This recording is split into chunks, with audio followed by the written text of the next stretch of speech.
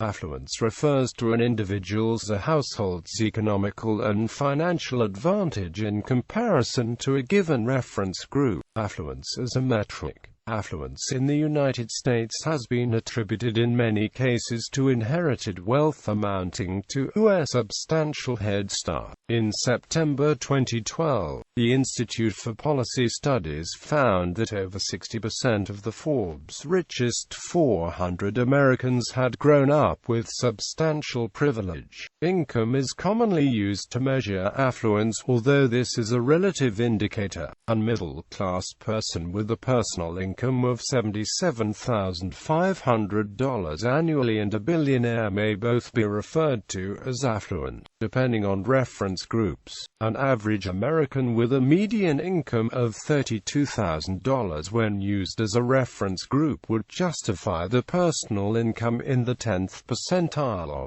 $77,500 being described as affluent. But if this earner were compared to an executive of a Fortune 500 company, then the description would not apply. Accordingly, marketing firms and investment houses classify those with household incomes exceeding $250,000 as mass affluent, while the threshold upper class is most commonly defined as the top 1% with household incomes commonly exceeding $525,000 annually. According to the U.S. Census Bureau, 42% of U.S. households have two income earners, thus making households' income levels higher than personal income levels. The percent of married couple families with children where both parents work is 59.1%. In 2005, the Economic Survey revealed the following income distribution for households and individuals. The top 5% of individuals had six-figure incomes. The top 10% of individuals had incomes exceeding $75,000. The top 5% of households, three-quarters of whom had two income earners, had incomes of $166,200 or higher, with the top 10% having incomes well in excess of $100,000. The top 0.12% had incomes exceeding $1,600,000 annually.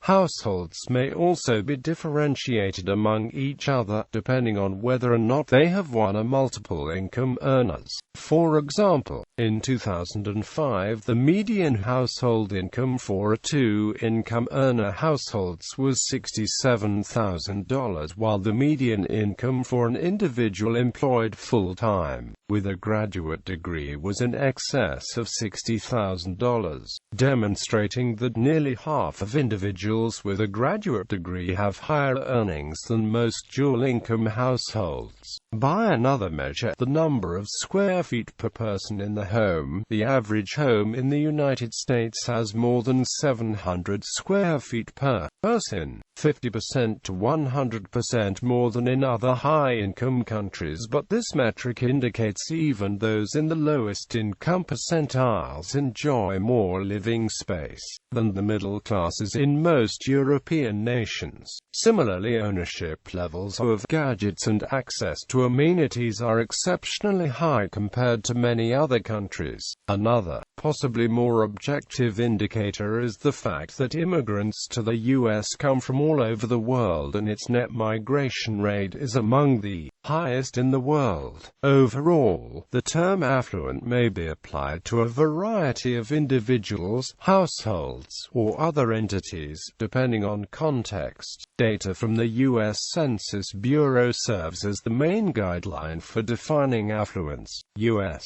government data not only reveal the nation's income distribution but also the demographic characteristics of those to whom the term affluent may be applied. Top percentiles. Affluence and economic standing within society are often expressed in terms of percentile ranking. Economic ranking is conducted either in terms of giving lower thresholds for a designated group or in terms of the percentage of households, individuals with incomes above a certain threshold. The table below presents 2006 income data in terms of the lower thresholds for the given percentages. Source: U.S. Census Bureau, 2006. Household income over time. Household income changes over time, with income gains being substantially larger for the upper percentiles than for the lower percentiles. All areas of the income strata have seen their incomes rise since the late 1960s, especially during the late 1990s. The overall increase in household income is largely the result of an increase in the percentage of households with more than one income earner, while households with just one income earner, most commonly the male, were the norm in the middle of the 20th century. 42% of all households and the vast majority of married couple households now have two or more income earners, with many households now having two income earners. The substantial increase in household income is easily explained. The typical middle-class household in the United States is no longer a one-earner family, with one parent in the workforce and one at home full-time. Instead, the majority of families with small children now have both parents rising at dawn to commuter jobs so they can both pull in paychecks.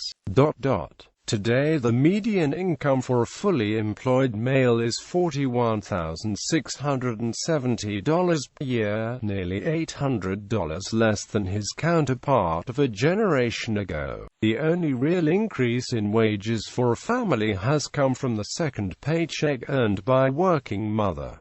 Elizabeth Warren, Harvard Magazine. Two-income earner households are more common among the top quintile of households than the general population. 2006 U.S. Census Bureau data indicates that over three-quarters, 76% of households in the top quintile, with annual incomes exceeding $91,200, had two or more income earners compared to just 42% among the general population and a small minority in the bottom three quintiles. As a result, much of the rising income inequity between the upper and lower percentiles can be explained through the increasing percentage of households with two or more incomes. Source: U.S. Census Bureau. Income, poverty, and health insurance coverage in the United States, 2003, p. 36 ASEQ. All figures are inflation adjusted and given in 2003 dollars. Median income levels. Professions. The vast majority of Americans derive the majority of their income from occupational earnings. Income derived from an occupation is largely determined by scarcity, the economic law of supply and demand, and politics. The greater the demand for a certain specialty and the less supply, the higher the income. A correlation has been shown between increases in income and increases in worker satisfaction. Increasing worker satisfaction, however, is not solely a result of the increase in income. Workers in more complex and higher-level occupations tend to have attained higher levels of education and thus are more likely to have a greater degree of autonomy in the workplace. Additionally, higher-level workers with advanced degrees are hired to share the personal knowledge, to conceptualize, and to consult. Higher-level workers typically suffer less job alienation and reap not only external benefits in terms of income from the jobs, but also enjoy high levels of intrinsic motivation and satisfaction. In the United States, the highest earning occupational group is referred to as white-collar professionals. Individuals in this occupational classification tend to report the highest job satisfaction and highest incomes. Defining income based on title of a profession can be misleading, given that a professional title may indicate the type of education education received, but does not always correlate with the actual day-to-day income-generating endeavors that are pursued. Some sources cite the profession of physician in the United States as the highest-paying. Physician and dentist compensation ranks as the highest median annual earnings of all professions. Median annual earnings ranged from $149,310 for general dentists and $156,010 for family physicians to $321,686 for anesthesiologists. Surgeons post a median annual income of $282,504. However, the annual salary for chief executive officer is projected quite differently based on source. Salary.com reports a median salary of $634,941, while the U.S. Department of Labor in May 2004 reported the median as $140,350.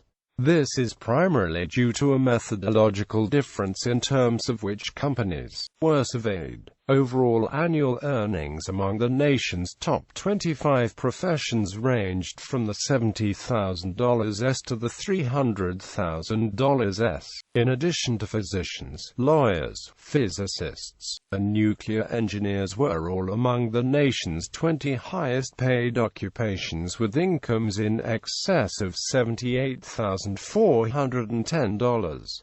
Some of the other occupations in the high five-figure range were economists with a median of $72,780, mathematicians with $81,240, financial managers with $81,880, and software publishers with median annual earnings of $73,060.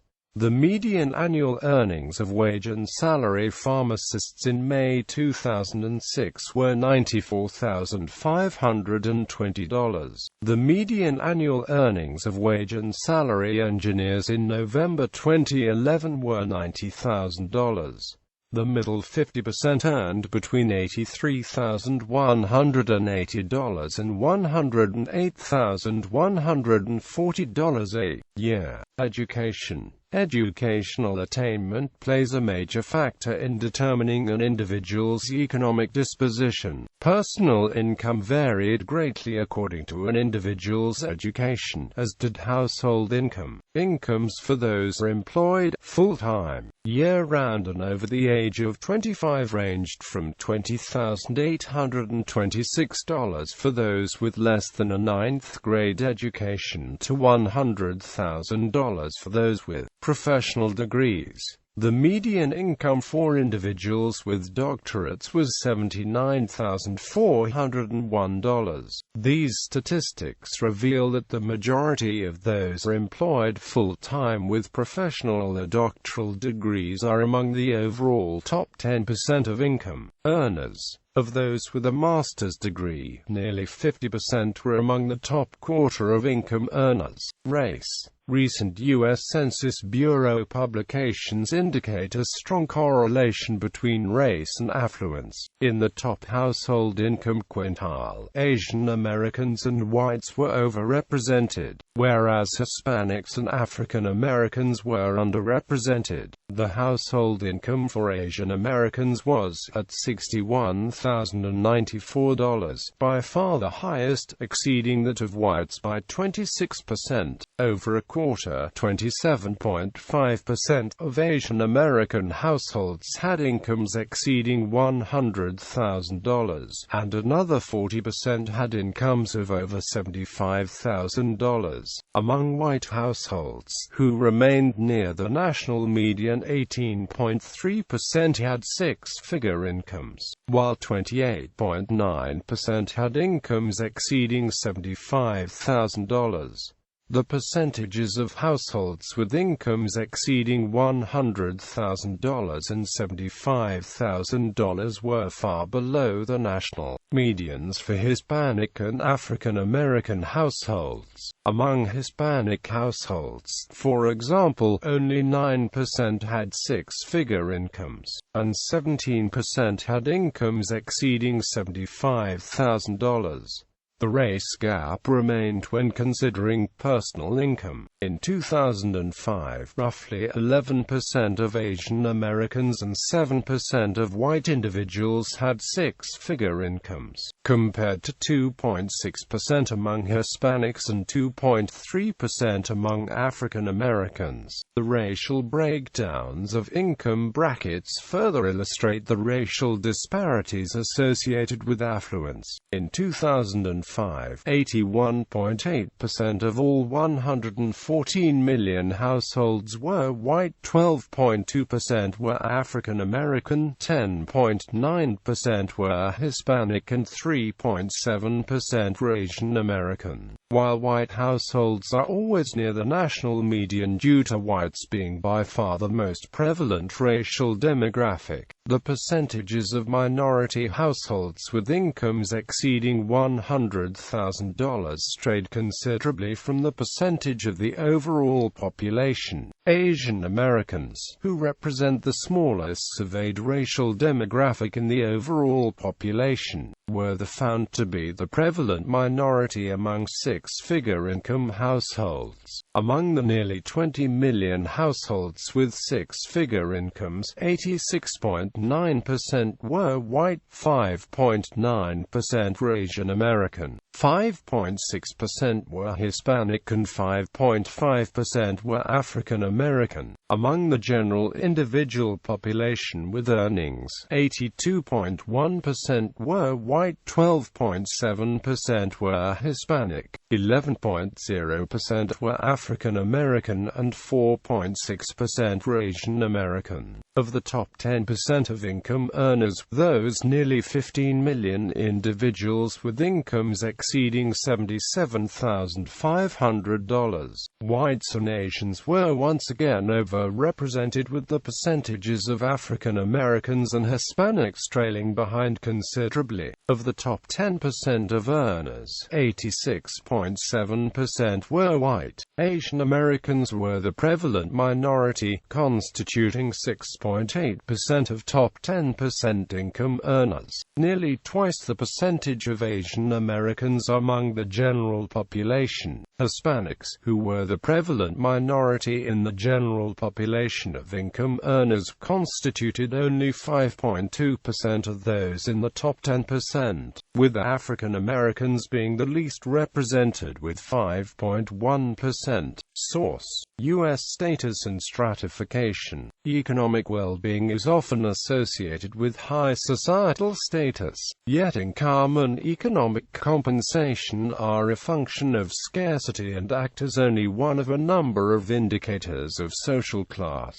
It is in the interest of all of society that open positions are adequately filled with a competent occupant enticed to do his or her best. As a result, an occupation that requires a scarce skill, the attainment of which is often documented through an educational degree, and entrusts its occupant with a high degree of influence, will generally offer high economic compensation. To put it another way, the high income is intended to ensure that the desired individuals obtain the necessary skills and complete their tasks with the necessary vigor. But differences in income may, however, be found among occupations of similar sociological nature. The median annual earnings of a physician were in excess of $150,000 in May 2004, compared to $95,000 for an attorney. Both occupations require finely tuned and scarce skill sets, and both are essential to the well-being of society. Yet physicians out-earned attorneys and other upper middle-class professionals by a wide margin, as the skill sets are deemed especially scarce. Overall, high-status positions tend to be those requiring a scarce skill and therefore commonly far better compensated than those in the middle of the occupational strata. It is essential that the duties of the positions be performed with the diligence that their importance requires. Inevitably, then, where society must have, first, some kind of rewards that it can use as inducements, and, second, some way of distributing these rewards differently according to positions. The rewards and the distribution become part of the social order.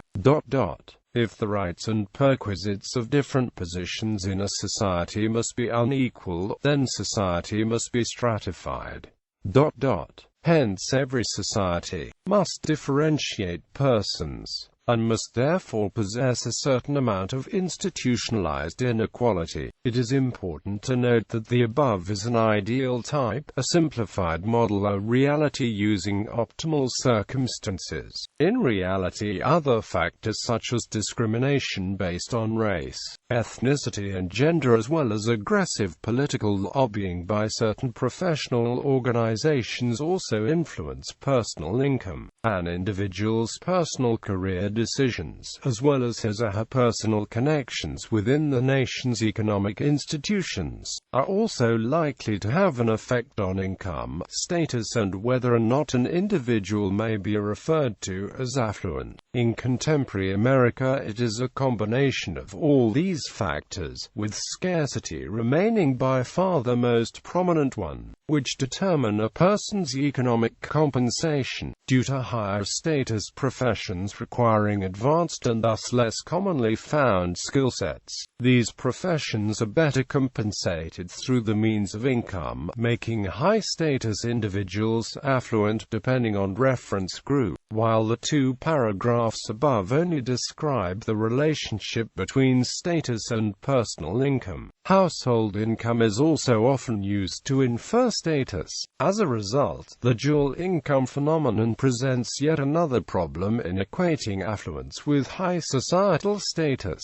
As mentioned earlier in the article, 42% of households have two or more income earners, and 76% of households with six-figure incomes have two or more income earners. Furthermore, people are most likely to marry the professional and societal equals. It therefore becomes apparent that the majority of households with incomes exceeding the six-figure mark are the result of an economic as well as personal union between two economic equals. Today, two nurses, each making $55,000 a year, can easily out-earn a single attorney who makes the median of $95,000 annually. Despite household income rising drastically through the union of two economic equals, neither individual has advanced his or her function and position within society. Yet the household may have become more affluent, assuming an increase in household members does not offset the dual income-derived gains. Extreme affluence. As of 2002, there were approximately 146,000 households with incomes exceeding $1,500,000, while the top 0.01% or 11,000 households had incomes exceeding $5,500,000.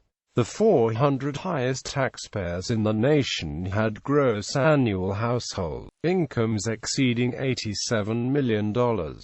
Household incomes for this group have risen more dramatically than for any other. As a result, the gap between those who make less than $1.5 million annually and those who make more has been steadily increasing, prompting the New York Times to proclaim that the richest are leaving even the rich far behind. The income disparities within the top 1.5% are quite drastic. while households in the top 1.5% of households had incomes exceeding $250,000, 443% above the national median. Their incomes were still 2,200% lower than those of the top 0.1% of households. One can therefore conclude that almost any household, even those with incomes of $250,000 annually, are poor when compared to the top 0.01%, who in turn are poor compared to the top 0.000267%, the top 400 tax-paying households.